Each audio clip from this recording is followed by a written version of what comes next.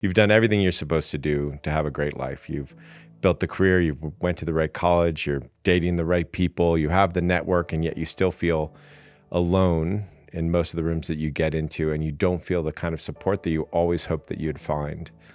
And this is an incredibly common thing, and it's becoming more and more prevalent in society. And the way through it is really not something that most people understand or see clearly. And after working with hundreds of people in a lot of our courses that have this experience, I really wanted to make a video that would show people that once they see the situation clearly, what to do to make that change becomes so obvious. And so that's what we're going to do in this video. The main thing that you'll notice that when people feel all alone and they feel unseen in a situation is that they're constantly concerned about what other people think. They're trying to live a life that people say, yeah, you're living a good life. And as it turns out, that's just impossible. You can have some people say you're living a good life some days, but there's nobody anywhere that's going to think that you're living the perfect life at all times, let alone everybody thinking that you're living a life at all times that's perfect, because nobody can always see you. You can't even always see yourself. Right? You can't understand yourself completely from one moment to a next moment. And so other people can't do that for you either. And having been married for 26 years, I can't even always get the approval of my wife. And I've definitely never gotten all the approval of my father or my mother. And so you're always going to have somebody who's criticizing you. And they criticize you for many reasons. Maybe their blood sugar's low. Maybe they haven't had enough coffee. Maybe they didn't exercise that day. There's always going to be somebody out there who's not going to be happy with what you're doing. And if that's the case, and you're looking at them to tell you, okay, you're good enough, then you're always going to feel unseen in that. And so what we do typically when we are in that position of not feeling seen is that we're not being ourselves. So we can't be seen. We're being somebody else to please people, which never works.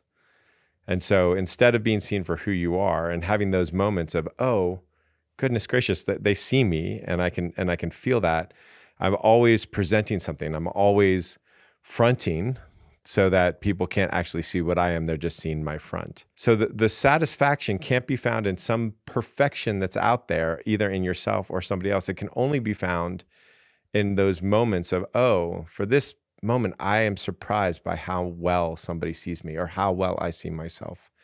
And it only happens when you're living a life where you're thinking, oh, is this something that I approve of? Is this something that, am I acting right now in a way that feels great to me? And if I'm not, then what do I do to act in a way right now that feels great to me, despite what the people who haven't had enough coffee or the people who've had bad upbringings or the people who are paranoid think, right? And so if you want to feel seen, you have to be yourself. If you're not yourself, you can't be seen. Only some make-believe part of you can be seen. A second way that typically we're going to feel all alone in a room is that if we don't trust other people's connection. And typically this is something that we've learned. What we've learned is that people are going to let us down, that we're not going to get the support that we truly want. We have some idea that, oh, we have to do X, Y, and Z to get love. And of course, X, Y, and Z never shows up. All the stuff that you thought you had to do to get love at 13 is different than all the stuff you think you have to do to get love today. Maybe essentially it's the same, but the details keep on changing.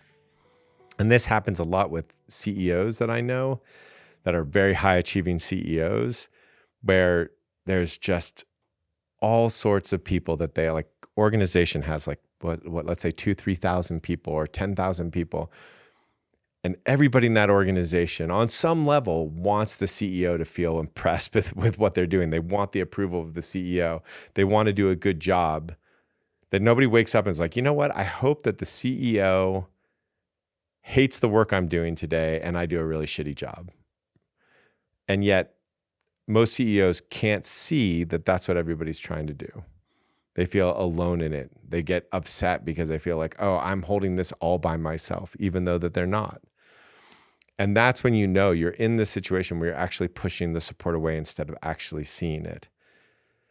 And it can be so obvious as in a whole group of people trying to support you, or it could be less obvious like, oh, yeah, your wife or husband isn't doing the thing that you want them to do, but it doesn't mean that they're not supporting you. They're trying to support you in a way that's authentic to them.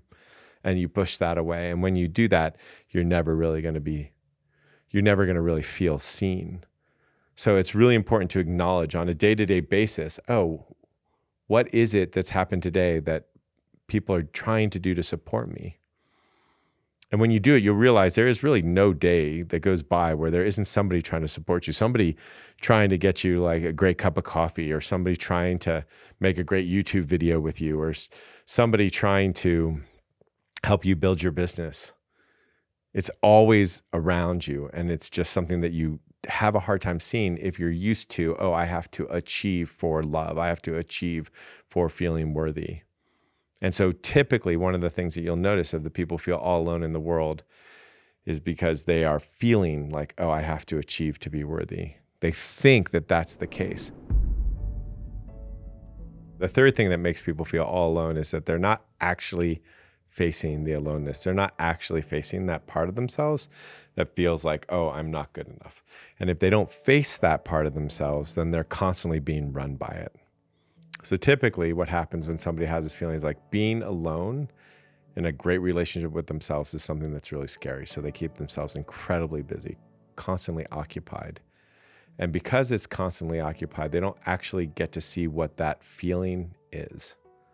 And so typically what I see in my clients is when they turn towards it and say, oh, I'm going to go and spend 3 days alone and really feel that aloneness, is that feeling is actually the quickest way to their freedom. It's a bit like, the classic tale of Luke Skywalker going into the dark cave and facing the thing and coming out with the knowledge of how to handle it. It's the same thing. That place that we consider to be a void is often the most direct route to our freedom. Because what we find out is that part of ourselves that feels like they're not enough is actually our longing to be loved. And the only thing that longs to be loved is love. So if you actually spend time with that thing, if you spend time and just be in presence with that part of you that is, oh my gosh, I'm not good enough. What you do, or what you're actually doing, is spending time with that young part of you that always wanted just that attention and validation that you weren't given as a kid, that you weren't given as an adult because you've been running around thinking that you have to earn something. And you stop and you lean into that and you, oh, look at that. Like, how could a 3-year-old be enough, or a 5-year-old be enough, or a 25-year-old be enough, or how could they be not enough? How can you say like a 25-year-old is not enough, or a 5-year-old is not enough? It's really just running from this emotional state that keeps us in the habit. And if we lean towards it, man, it's just so obvious that it's just this thing looking for love. And eventually, if you spend enough time with it, you go, oh, well then, I'll give you the love. I'll show up for you. I don't have to reject this part of myself. I remember that when this became like deeply apparent to me is that I had a friend who had what he thought was a great relationship with a great woman, and the woman broke up with him. And before the breakup, he was drinking pretty heavily. He was partying a lot. His business was not doing so well. He was out of shape. And he called me up and said, Joe, what do I do? And I said, man, you've got to mourn that thing. You've got to face into that experience and just allow whatever grief comes up. And so he had this commute. He went from like Flagstaff to Yuma, Arizona once a week for his work. And he called me up and, I don't know, like 2 weeks in, he said, I'm howling. Like I've never heard these sounds come out of me. I'm facing this breakup. And then a couple months later, he's like, I'm still doing it, but now I'm not mourning the breakup anymore. I'm mourning all the parts of the things that got me into the breakup, all the things that I learned in my life that allowed for this pattern to happen. And so he just mourned.